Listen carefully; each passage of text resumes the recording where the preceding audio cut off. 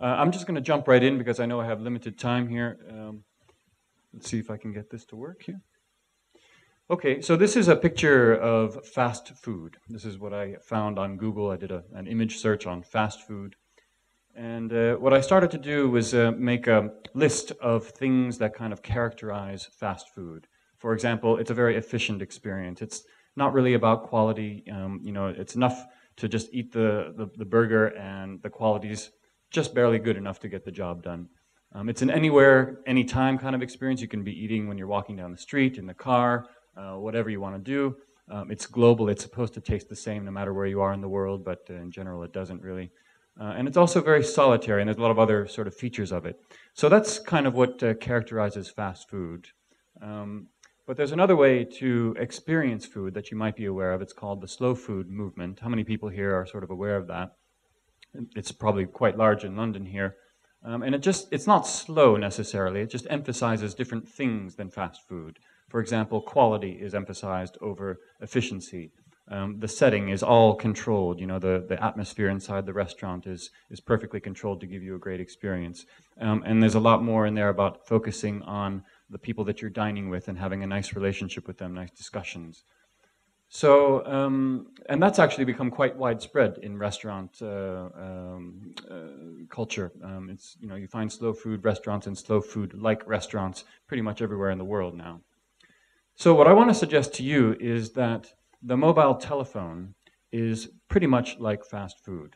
And what I mean by that is that the same design mentality that led to fast food has led to the mobile phone. And if you think about it, it's really kind of true. They're both very efficient sort of things. You can use them anytime, anywhere. You could be driving down the street, walking down the street, doing other sorts of things. You might have a lot of distractions.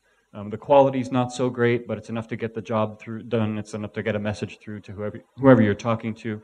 So there's a lot of ways that this is the same sort of design mentality. And it's not just mobile phones. It's actually email and chat and instant messengers and a lot of other things that we sort of use on a day-to-day basis. And I would argue that it's not really based on what phone you have either. It could be any of the phones that are out there. So the question I want to ask in this presentation is, if we could have the slow food equivalent for communication, what would it be? And so I'm calling that slow communication, and I'm going to give you examples of what slow communication might be. They're fairly selfishly chosen from my own work, but I want everybody to consider these ideas. They're not necessarily fixed visions for new products in the future. Just consider them ideas, and for inspiration or not for inspiration, depending on how you think about them. So the first area that I want to look at here is distractions. Distractions are sort of minimized in slow food. Maybe they should be minimized in slow communication as well.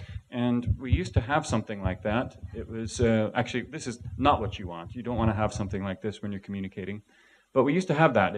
It was the telephone box, and you still see these things around the streets every now and then, but they're becoming increasingly rare. It's more often that you're just kind of talking on the phone on the street as you're walking down and that kind of thing.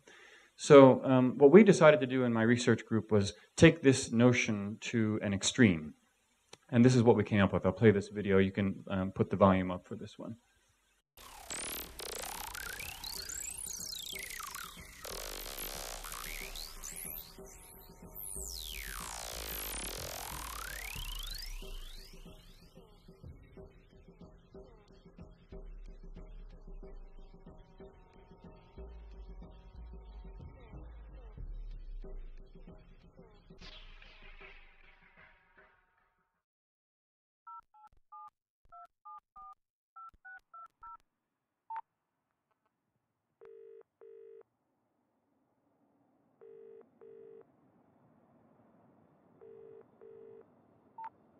Hello? Hello? Can you hear me? Yeah, I'm here. Okay, I was just wondering, is everything cool on your end? It feels really weird to be in this. Yeah, no, it's good.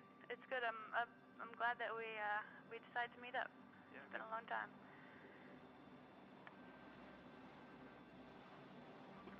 So what are you getting up to these days? Well, I'm living with a Spanish guy now. Okay, you can turn the sound down a little bit. I'm going to continue to narrate it a little bit. What you're seeing here is a project called Isophone. It's basically a combination of a telephone and a flotation tank. So what you do is you go into a body of water. The water is the same temperature as your body, so your sense of touch goes away. Then you're wearing a mask, so it blocks out your vision, and you can't smell or taste anything either. So the whole idea is that it's just the voice of the other person in another place doing the same exact thing as you. It's just like having a voice inside your head. And that's a project that was done by James Auger and Jimmy Loiseau. They're actually based in London right now. But the reason it has these three bulbous things here is that it floats your head above the water, so you can actually breathe and talk on the phone at the same time. And what we did is we actually created two sort of telephone boxes of the future, so to speak, where you would take off your clothes and go on the tank and make a phone call with the help of an operator that would place the call for you. So that's your telephone box of the future. And then we actually took that one stage further. We made the one that's completely submerged because we wanted to do the full realization of the concept. So this one's actually completely submerged, and you have underwater headphones that have very nice audio quality and a mask around your nose and mouth so you can speak normally, just like the Navy SEALs would have. And that turned out to be kind of very nice. And we took that to Ars Electronica in Linz and allowed a lot of people to try that and make phone calls anywhere they wanted into the world for as long as they wanted. So you might think that this is a crazy experiment, and it is sort of, but what I want to point out, I guess, is that doing a sort of extreme experiment like this, we learned more about what the effect of sensory deprivation would have been, more than if we had just done a sort of incremental change on a current telephone or a current device. And we did recognize that people in this system had very different kinds of conversations. So it was a different kind of environment. For example, that people lost track of time completely. And they gestured a lot more because they didn't have to hold anything or stand. They were just gesturing all around the pool.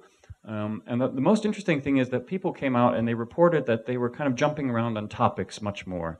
And kind of visiting lots of topics, because you don't have any conversation anchors to tie you, like doodling or sort of notebooks and that kind of thing. So people thought that it was making them more creative because they were going on stream of consciousness sort of conversations. And that's when I think we really had the realization that you could actually create a telephone that can affect the outcome of a conversation or an outcome of the communication. The form of the communication device definitely affects the tone of the conversation and possibly the outcome. So that really leads to the idea that you could create a phone that would make people more inventive, possibly. You could create a phone that would make two people fall in love. You could create a phone that starts a war, and maybe that's what Peter Sellers was trying to say well, I should say it's not Peter Sellers, it's Stanley Kubrick. Yes, thank you very much.